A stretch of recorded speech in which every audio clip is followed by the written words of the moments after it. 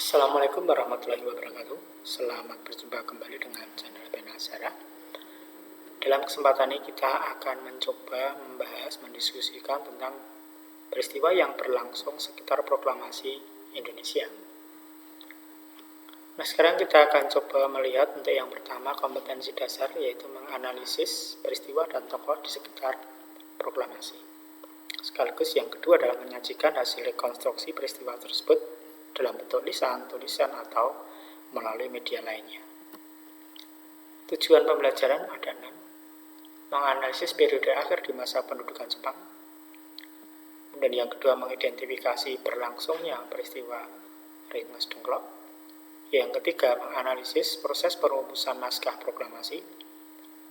Dan yang keempat, bagaimana proses pembacaan teks proklamasi itu sendiri. Dan yang kelima, mengidentifikasi proses penyebaran berita proklamasi. Dan yang keenam, menganalisis dukungan rakyat terhadap proklamasi Indonesia. Kita lihat yang pertama dulu, yaitu mengenai akhir masa pendudukan Jepang. Di mana keadaan perang di Pasifik, di mana tahun 1944 kekuatan Jepang dalam perang sudah mulai melemah. Sebetulnya sudah ditandai sejak pertengahan tahun 1942. Sejak kekalahan yang pertama di lepas pantai Coral Sea di pantai timur Australia.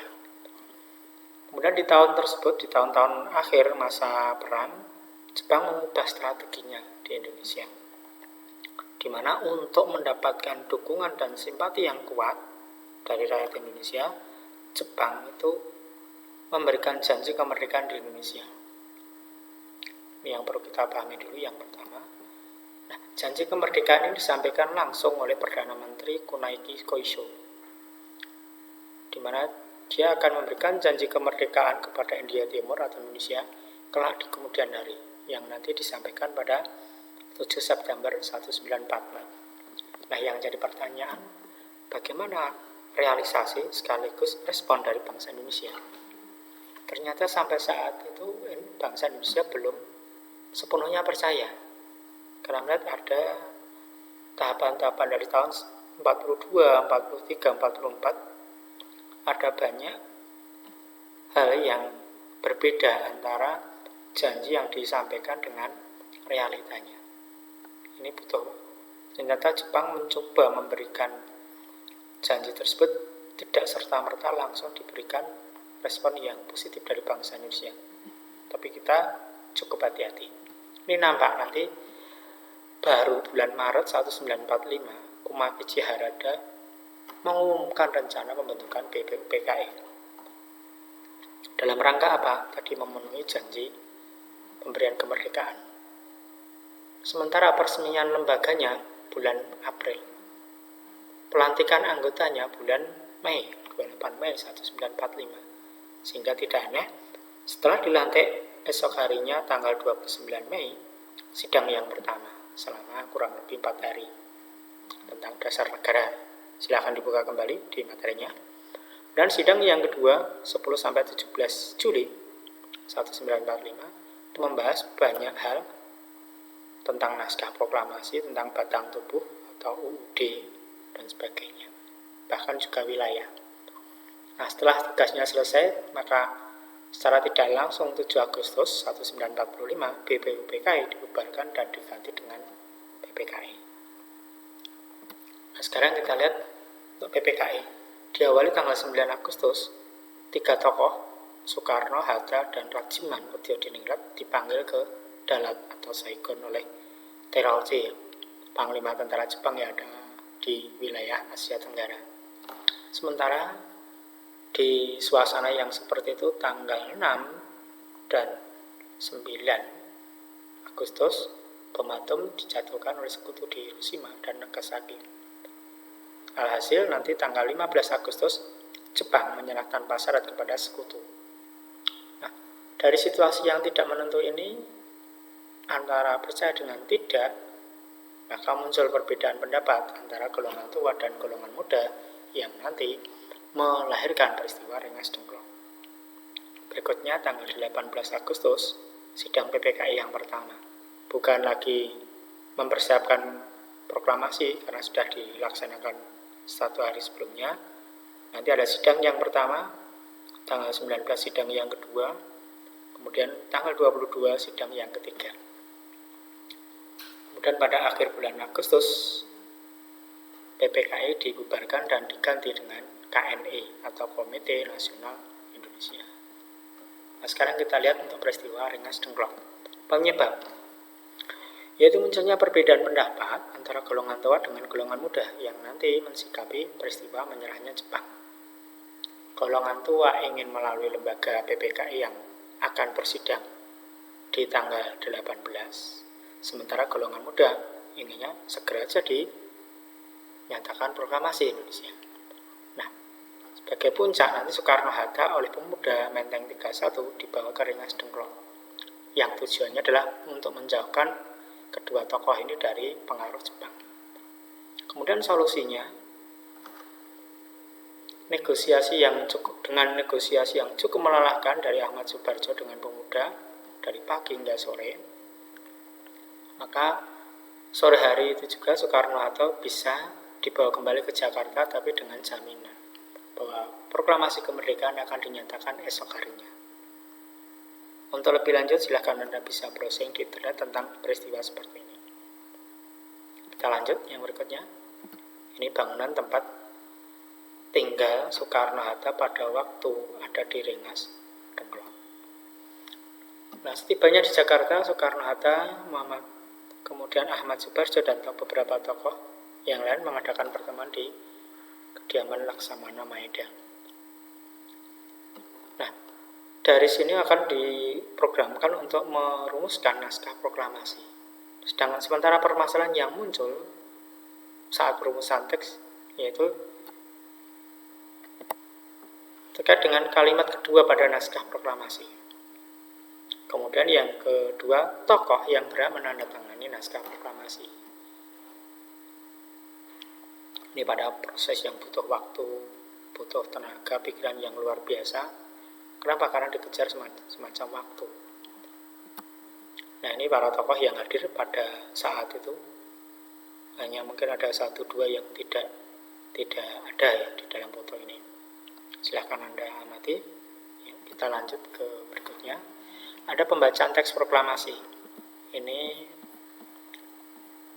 di rumah Soekarno di Pegangsaan Timur dengan halaman yang cukup luas. Tapi ini sudah setelah Indonesia merdeka, karena ini tunggu 1 tahun proklamasi Indonesia. Kemudian ini tahun 61 dengan kondisi yang masih tidak jauh beda. Nah, permasalahan yang muncul sebelum pembacaan teks ini adalah tempat pelaksanaan. Ada gagasan tempat pelaksanaan adalah di lapangan IKADA atau Ikatan Atletik Jakarta yang sekarang menjadi Monas. Pada saat itu Jepang pada intinya adalah berusaha menghalangi proklamasi kemerdekaan Indonesia. Itu dari rencana A di lapangan IKADA, tapi dengan beberapa pertimbangan untuk mengurangi jatuhnya kemungkinan korban dan bentrok rakyat dengan pemerintah Jepang pada saat itu, maka diprogramkan bahwa pelaksanaan nanti di halaman dari rumah Soekarno yang konon bisa muat sekitar 300 orang. Sehingga ditempuh cara yang kedua, pembacaan naskah di Pegangsaan Timur nomor 56. Kemudian naskah dibacakan oleh Soekarno yang nanti didampingi oleh Muhammad Hatta. Saya kira Anda sudah bisa memahami dari berbagai sumber. Sekarang kita lihat ini ada beberapa gambar yang alhamdulillah kita dapat dari Museum Sumpah Pemuda. Ini dari para peserta yang hadir pada menjelang proklamasi, kemudian ini mencoba menyambut Soekarno saat proklamasi. Kemudian ini Bung Hatta mencoba memberikan pidato atau sambutan. Kemudian di belakang Soekarno di sini ada beberapa tokoh juga. Di sini ada pembacaan 2 setelah pembacaan naskah proklamasi. Kemudian ini yang sebelah sini, sebelah kiri, saya kira Anda sudah paham. Kemudian sebelah kanan adalah Raden Mas Sutarjo yang menjadi wali kota atau residen Jakarta. Jadi orang Indonesia yang memiliki jabatan paling tinggi. Nah, kemudian yang berikutnya lagi, ini pada proses pengibaran bendera merah putih. Nanti silahkan Anda cari tokoh. Karena tokoh yang mengibarkan itu ada 2, tapi pembawa benderanya 1. Pembawa benderanya yang ini yang membelakangi. Ya. Kita coba lihat. Nah, untuk pembacaan penyebaran berita kemerdekaan, nanti media saat itu masih terbatas, yaitu melalui siaran radio, surat kabar, pamflet, atau penyebaran dari mulut ke mulut. Sehingga antara daerah satu dengan daerah yang lain itu berbeda-beda. Ini nampak nanti dukungan rakyat di berbagai daerah. Jakarta jelas nanti di awal September ada rapat umum di lapangan Gada. Bandung ada upaya menduduki gedung pemerintahan Jepang. Sementara di Semarang terjadi pemindahan kekuasaan. Kemudian Jogja di awal September mendukung pemerintahan RI baik Kesultanan maupun Pakualaman. Yang nanti juga diikuti oleh Surakarta nanti juga memberikan pernyataan yang sama. Sementara yang di Surabaya nanti ada penyebekan warna biru bendera Belanda di Hotel Yamato sehingga nanti yang berkibar adalah merah putih. Sementara di Aceh ada para pemuda bergabung pada IPI. Di Kalimantan dalam waktu yang agak berbeda juga cara memberikan dukungan dengan dibuatkan semacam pasar malam. Demikian yang bisa kita sampaikan pada materi ini. Nah, untuk memperdalam lebih lanjut bisa Anda baca tentang buku materi ini. Yang pertama bisa Pengantar Sejarah Indonesia Baru jilid 2. Kemudian buku MC Riklat Sejarah Indonesia Modern. Dan yang ketiga G. Mujanto Indonesia dalam abad 20 untuk yang jilid 1. Demikian yang bisa kita sampaikan dalam kesempatan ini. Kita akan mencoba nanti mengunggah untuk materi-materi lain lewat channel yang sama. Sekian, terima kasih. Billahi taufiq wal hidayah. Wassalamualaikum warahmatullahi wabarakatuh.